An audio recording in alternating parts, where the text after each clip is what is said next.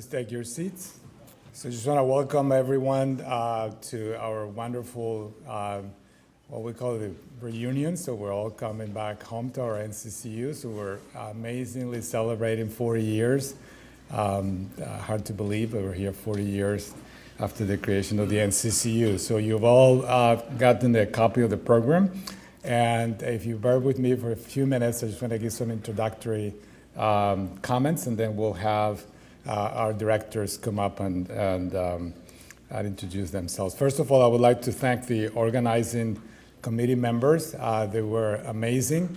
I mean, we made this list based on different generations of people that have trained here, former trainees and also nurses. And I have to say that when I sent the email out, we got a response within an hour. Everybody confirmed that they were happy to be part of the organizing committee. And it's been an amazing Zoom meetings mostly. We had a bunch of Zoom meetings, so it's nice to see everybody here. So I just want to call out your names, so I stand up when you hear your name.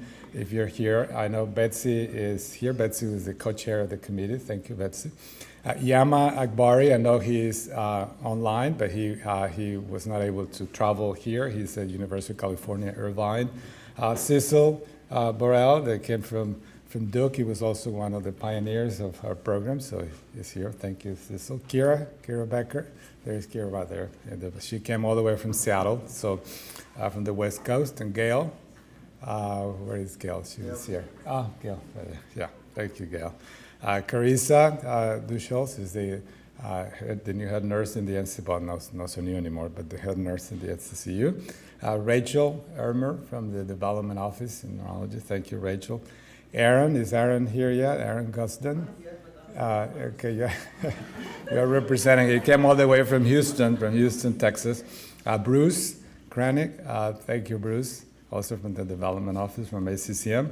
Dan Hanley is here, you already know, so Dan, thank you. And Dr. Moses, he was unable to attend this weekend, so Chip, but he was very instrumental of putting all the program together.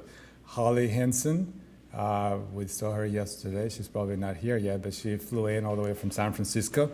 And Marek Mirsky, where is Marek? There he is, Marek in the back. And Hannah Nobleza also came from the University of Tennessee, also part of the program, the committee. Jin Sung was unable to travel due to personal family issues, but you'll see he sent us his pre-recorded video. He's at USC in Los Angeles. Angel Terrell thank you, Angel, from the Development Office. John Ulatowski, there you are. Thank you, John. And Panos Varelas, there in the back, so he came all the way from upstate New York. And finally, Wendy Zi from Hopkins, I guess, is here.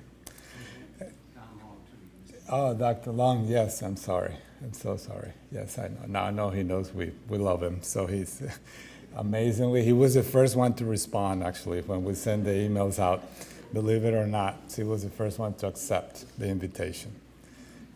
Anyway, so we'd also like to thank all our sponsors. We got unrestricted educational grants from Medical Informatics, from Neuroptics, and UCB. So thank you very much. So thanks a lot, Marek and Lenore, for that wonderful evening yesterday. I just have some pictures here of what we did yesterday. We went on that wonderful cruise. It was amazing. And I think the weather was perfect. And we did have a great time. So thank you so much. It was great. So we had some learning objectives here for the symposium. So we wanted to reveal a little bit of the history, of course, of neurocritical care and describe how what we're doing today hopefully will shape our future and summarize probably the technological advances that we think are coming or are heading our way. So hopefully we'll be able to do that. But before that, I wanted to go back to 1982. For those of us that are old enough to remember, 1982 was a remarkable year. So it was a good year to set up the NCCU. If you recall, that was the Oscar-winning movie, Best Picture of the year, was Chariots of Fire, with probably the best, the most amazing score ever, I think, in my opinion. You all remember the music, right? It will get you really energized to get going. And it's really the story of two British athletes, the Scottish Christian who wanted to run for the glory of God, and the English Jew who wanted to run against prejudice and discrimination. So it was an amazing story, grit, determination, and endurance. So this is exactly perfect for the start of the NCCU. Now, also when you look at Broadway, this was the winning play of the year, the Nicholas Nickleby, based on the story by Charles Dickens. So this was an 8.5-hour play. It's the longest play ever, but it got the best awards. So kudos to the people that put it together. Toto got the best album of the year and best song. I remember Rosanna in Africa. That was Toto 4 at the time, 1982. And my hometown hero got the Nobel Prize for literature. So he actually was able to put together what life was like in my hometown. And amazingly, people called it magic realism. But my grandparents were complaining because that was what life was like for them. So it wasn't really anything magical about it. And then the Nobel Prize for medicine went to the Swedish scientist, Sune Bernström, for the arachidonic acid and the prostaglandin work. If you remember, he gave a wonderful lecture titled Science Doesn't Know Any National Borders. And Michael Jackson's Thriller came out. It became the #1 selling album of the year. And unfortunately, we had a war, like almost every decade. It was the Falkland Island War between Argentina and the UK. But it had actually, despite the horrors of the war, it had very nice consequences for Argentina. There was the downfall of the dictatorship, and so democracy was restored. At least something good came out of that stupid war. Now we moved back to 2022, or forward, I guess, to 2022. Then we had a different world. We had the best movie of the year last year was CODA. CODA stands for Child of Deaf Adults, right? So it was the story of an adolescent hearing woman that was trying to help her family, move forward in the fishing industry, but they were all deaf, right? So an amazing movie. The Lehman trilogy got the Tony for the best play, based on the Lehman Brothers disaster back in 2008 that got us into the horrible economic downturn. Joe Batiste, the New Orleans native, was the one that swept at the Grammys. He got 5 Grammys. It was an amazing comeback. You probably remember him when you look at the Late Show. He's the guy who directs the band of the Late Show. But he actually got all the Grammys at the time. And then the Nobel Prize went to Annie Ernaux, and I bring this up because it looks like the English speakers didn't know who she was. At the time everybody was shocked, but she was also very popular among Spanish speakers, French speakers, German speakers, Italian speakers. We all knew who she was, so we were not surprised. But the English speakers, the monolinguals, didn't know who she was. So Annie Ernaux, there she is. Nobel Prize for medicine went to Svante Pääbo, also from Sweden, and he's actually the illegitimate son of the other Nobel Prize winner that you just saw in 1982. So they were connected. So we have 40 years went by for the father and the son to get the Nobel Prize. So he was, we owe him a lot of what we know about evolutionary genetics, and he was able to get the entire genome of the Neanderthals, and was able to put the whole picture together from the exodus of the humans from Africa, from the Africa diaspora, all the way through the Middle East, and then Europe, and then the rest of the world. And of course, unfortunately, we had another war too. And I think it is, we still don't know what's going to happen, but hopefully we're hoping that just like for Argentina, hopefully there will be something good for the Ukraine or for Russia after this stupid war as well. So let's look at what happened in the NCCU in the meantime. So we opened up in 1982, with the 4-bed unit, right? And Dan and Cecil and Skill Hour were the ones that were trying to get this going. And then in 1985, we expanded to an 8-bed unit. In 1986, there was the setting up of the fellowship, thanks to Dan's work, with NIH funding and also with the Charles Dana Foundation. And Mark Feldman was actually the first person that trained here. And John Ulatowski became the co-director in 1993. And 1994, we saw the expansion again of the NCCU to include 6 units, what we used to call the NPCU. And in 2000, Marek became the director. and he was the director until 2009, and then came back from 2012 through 2015, and there was the expansion of the NCCU to include the Weinberg ICU, Bayview, and also the MP service was set up at the time. In 2004, we also had two important milestones since that became really truly multi-professional unit. We had Betsy that joined us as the clinical nurse specialist, and then John Lewin, who's also here. John also became the first pharmacist in the NCCU. So thank you to both of them. Romer was the director in 2009 through 2011, and then Marek came back in 2012, and then he and Gail were the ones who actually saw the opening of the new NCCU, the ones that, for those of you that don't know, you're going to see it later today. It's a 20-bed unit that opened on the third floor of this tower. So hopefully you'll be able to see that. I came back home in 2017, and since that time we set up a multimodality monitoring program we call the MINIM program.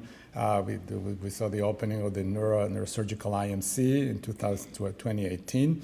We also set up the multimodality platform, and we're really proud of this because when the COVID pandemic came, we were set up to do this in the NCCU, and it quickly expanded to include all the ICUs throughout the house, throughout the Johns Hopkins Hospital, and we were able to help other units, so we're really proud of that. And the School of Medicine gave us one of the awards for the Precision Medicine Center of Excellence for Neurocritical Care. We also set up the Say Yes program to be able to accept all the time-sensitive neurological emergencies, and also expanded the MP service, and now we have availability to do also night coverage. Dina Conti, who is also coming today, she was a head nurse. She was amazing, the transition from Gail to Dina, and so she was instrumental in helping us get the NCCU back on track. And now we have Carissa, who is our head nurse, that she took over in 2022. Now, Bayview also had important milestones that I think is important to highlight here. The unit opened in 2002, and then Romer was the director through 2010 in the NCCU of Bayview. Then Niraj Naval became the director for 5 more years through 2015. And since 2015, then Wendy, Zia, and Paul Nyquist are co-directors. Currently, we have Sean Traumont. You know, Sean was part of the Lifeline team. Now he's the head nurse in the NCCU at Bayview, and Rachel Bartok is the assistant patient care manager. So they both have been able to also to re-energize the NCCU at Bayview. Now, currently, we have 8 beds, acute 8 beds, and 6 IMC beds at Bayview. And since this year, we set up the advanced practice provider service that was set up at Bayview. So overall, we've trained 112 fellows, so we're very, very proud of that. So thank you, Dan, for starting the process. And we have, this is our current research funding. We have funding from NIH, from various institutes, NINDS, NHLBI, NIA, and you can see there's a variety of funding mechanisms, R01s, so EO1s, UG3A, UO3, K23, R24, and T32, and Department of Defense, DARPA, so it's an amazing variety of funding sources that we have. We also have the Zach Sowers Fund. Thank you to the Sowers family for graciously donating funds for us to do research that has allowed us to move forward, and of course the department, the ACCM, for the STAR Award funding as well. So I think, just to sum up, I think the Johns Hopkins NCCU, I have no doubts that will continue to innovate and improve the lives of patients, and I think we'll remain the leaders in neuroscience and critical care research and education. I think with that, I have no doubts, and hopefully at the end of the day, you will agree with me after you hear everything that everybody has to say. So last, I mean, if you wish to learn more or make a contribution, in support of our work, so you may contact Angel. You already met Angel Terrell or Bruce Kranick. I think you also have their information. So thank you so much. And with that, I think I'm going to ask Dr. Henry Brem to come up here to the podium to give some introductory remarks. Dr. Brem is the director of neurological surgery, neurosurgery, so he's been a big supporter of our NCCU.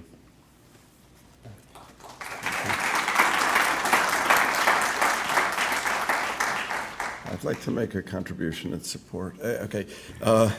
Welcome. It's such a pleasure to be here, and it's so exciting to think for the future and to look backwards.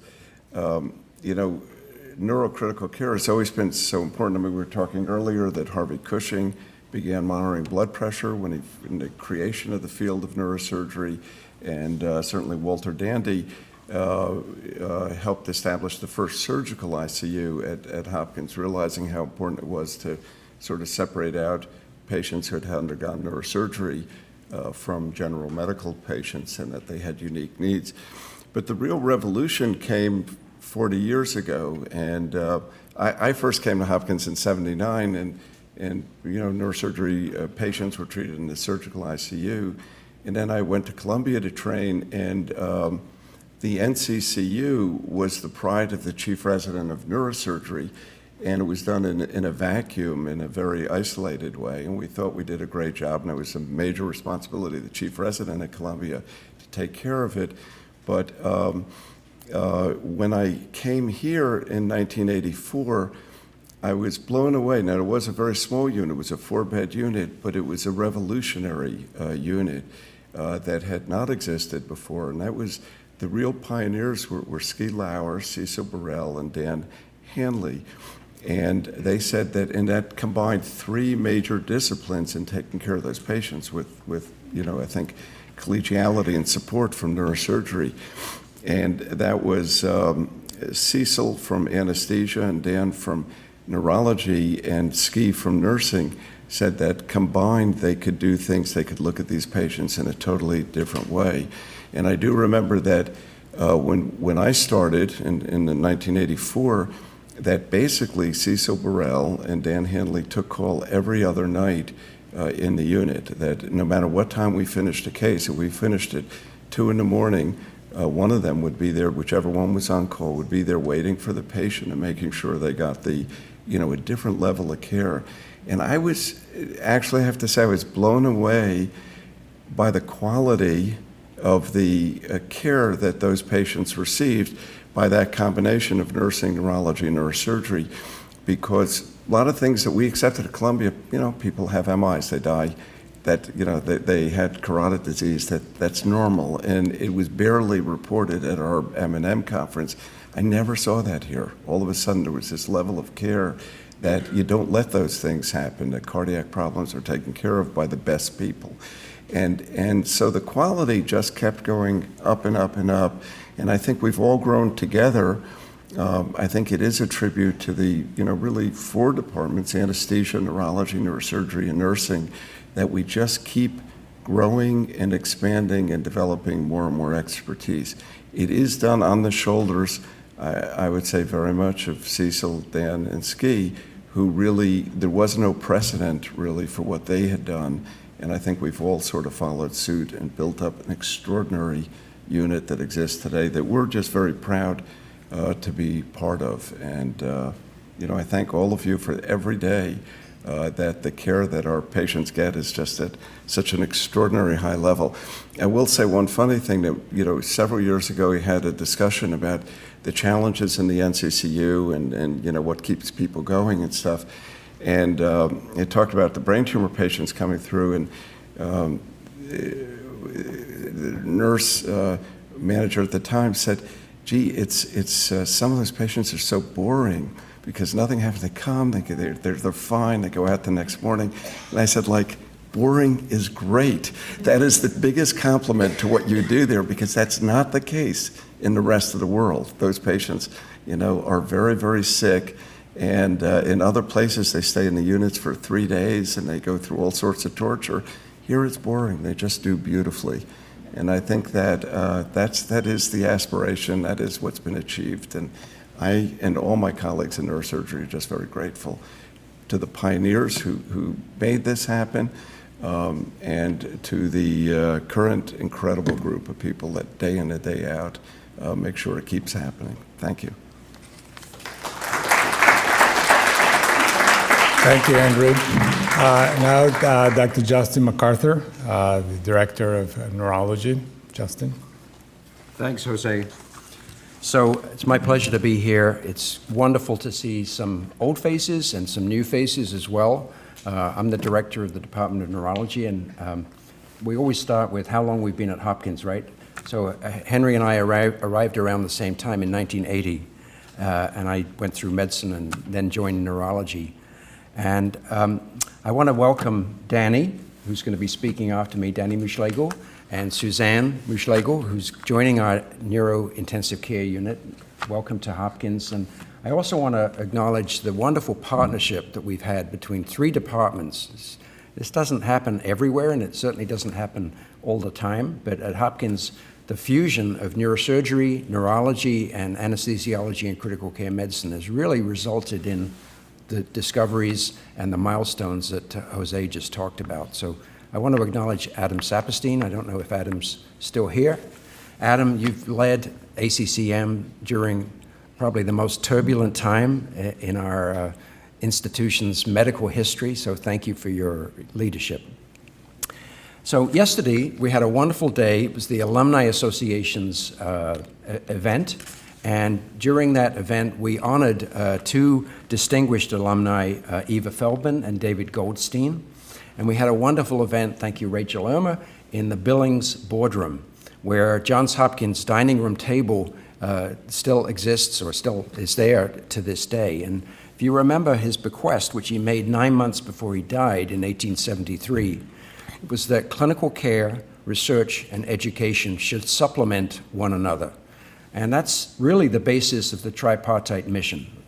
Every academic medical center espouses to that today, but in 1873, that was a pretty unique philosophy. And everything you do in the NCCU and everything you'll hear today really is based on that foundational principle of the tripartite mission.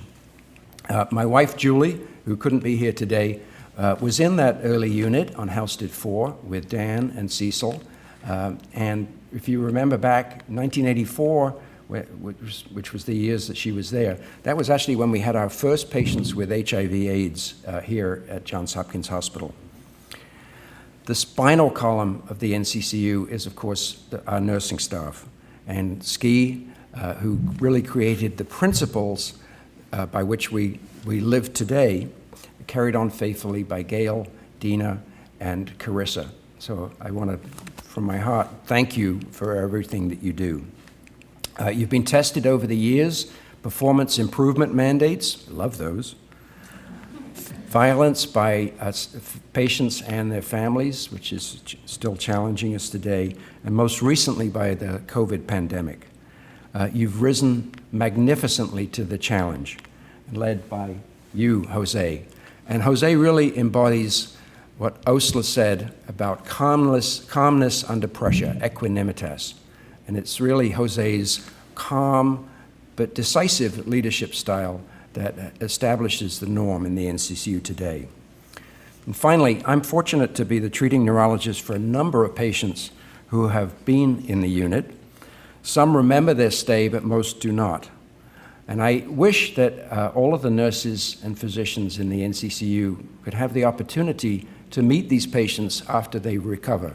I know, Terry, you're in the audience somewhere, and you're going to speak later today.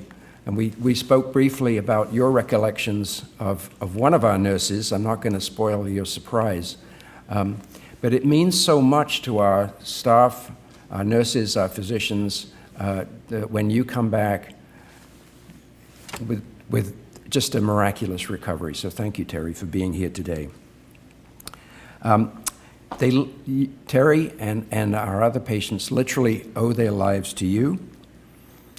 We are indebted to you for your dedication, your skill, and your empathy. So I salute the NCCU on your 40th anniversary celebration, and I look forward, with Jose's leadership, to the next decade of discovery, holistic care, and excellence. Thank you. Thank you, Justin. And now we have Dr. Jochen Daniel, Danny Muschlegel, who is here from Boston, and he'll join. He's already the director of the ACCM. Not quite, Jose. As Dr. MacArthur just said, you talk about how long you've been at Hopkins, so I'm T-minus 3 months. So it's great to be here. Good morning, everybody. Thank you for having me. Thanks for giving me the opportunity to introduce myself. Jose had asked me to tell you a little bit about myself. Most of you probably know my wife better than me. Susanna sitting over there, who's actually a neurointensivist, which is also probably my closest connection to neuro ICU that I've had over the last 20 years. So I'm Danny Munschlegel. I'm the incoming director of ACCM. I start September 1st. Quick backstory. So I'm originally from Germany, moved to Portland, Oregon when I was 7, moved back to Germany at age 16, finished high school, civil service, medical school in Germany, University of Florida for residency, and then Boston, which has been my only real job for the last 17 years. So I went there for cardiac fellowship. I'm a cardiothoracic anesthesiologist, physician scientist. I've been in Boston for 17 years, and I'm really looking forward to joining all of you in September. I want to start. It's been amazing to look at the history of the NCCU. When you think about 40 years and look at the names, Donald Long, Cecil Morrell, Chip Moses, Ski, Dan Hanley, and what you created and the foresight you had creating a fellowship in 1986 with NIH funds. I mean, that's unheard of nowadays. That's truly amazing to really believe in this and know that this is going to be a success and invest that money and look what this has become. When I think of NCCU, so 3 things come to mind. First, my wife Susanna, we've had frequent dinner conversations. We'd sit there and we'd discuss, which organ is more important? Is it the heart or is it the brain? And it sort of goes like this. It sort of goes like this. I'm obviously saying, well, the heart wouldn't work without the brain, and then Susanna's like, well, the brain wouldn't work without the heart, and our kids are. By the way, our daughter's Annabelle is sitting in the back row there. She's 12. Our 14-year-old is in D.C. at an academic competition. But then we try to draw them to our side, and asked Annabelle earlier if she remembers those conversations, and she was very politically correct and was like, well, they're both important. But either way, I don't think I'm going to win that argument today in this room about which organ's more important. The other thing that comes to mind, a couple of years ago, my dad had a subdural and was admitted to a neurocritical care unit in Germany at the time and was expertly taken care of by somebody many of you probably know. And not only did they take care of my dad, they also took care of us as the family, reassuring us, making sure that we were okay, which I think is emblematic of the neurocritical care unit, that it's not just the patient-centered, but also family-centered care. And then the last thing, and this was already mentioned by the previous speakers, is the multidisciplinary care, which is, I think, really, really special for a neurocritical care unit. At the Brigham this week, on Wednesday, we had Amy Edmondson as our grand round speaker, and Amy Edmondson is an award-winning, famous Harvard Business School professor who specializes and does research in psychological safety and team building. And she's actually studied looking at diverse teams and shown that when you're taking care of really critically important matters, it doesn't matter if it's medicine or business, a diverse team, and in this case, a multi-specialty team, neurosurgery, anesthesia, pharmacy, nursing, emergency medicine, when you put all those together, that elevates the level of the game. So that is, for me, something that's really, really important in a neurocritical care unit and what is a sign of the success of this unit. So I want to thank you for allowing me to be here. I really look forward to working with you over the coming months and congratulate you on what you've accomplished over the last 40 years. Thank you. Thank you, Danny.